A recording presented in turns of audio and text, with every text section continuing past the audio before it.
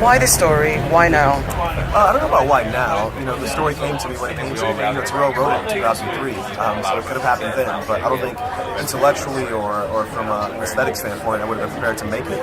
But when I read it, it really grabbed me, and I felt like, you know, if I turned my back on that story, it would be almost cowardly. You know, to have something move me so much and not try to see it through, it just would have been a cowardly act. So what did it take to get this film off the ground and get to big screen and get to screening here in London? You know, it honestly took me getting off my ass and deciding that it was time to tell this story.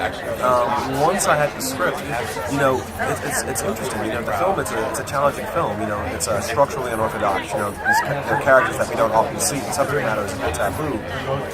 And yet, once it was finished and the script was there, and I decided I really was going to make it, you know, a lot of people were willing to help us. You know, to the point that A24, our financier, has never financed a film before. This is their first production. You know, they created an avenue to help us make this film. So yeah, and maybe it was blessed. I don't know. But how closely did you work with Terrell on this, and how does it work like in that dynamic? Because it was, you know, we worked pretty closely early on. You know, when I first read the play, I told Terrell some structural things that I wanted to do, and I actually wanted him to do the writing, because I wanted to take every precaution to preserve his voice, you know, because our voices are very different, and there are things in this film that he has lived that I have not, but he became a MacArthur genius and got too damn busy, so after having, you know, a bit of dialogue with him, he gave me his blessing to go off and do it myself. So he was involved very early on,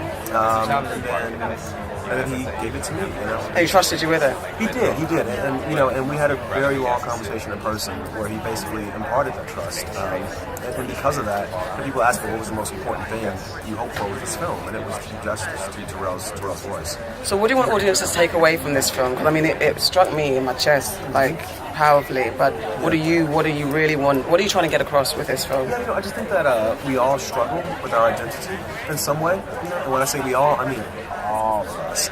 And I think there are people who pass individuals like our characters every day. You know, you might sit next to them on the tube or in the subway, and you think, you know, I can't relate to that person, you know? Their life is so radically different than mine.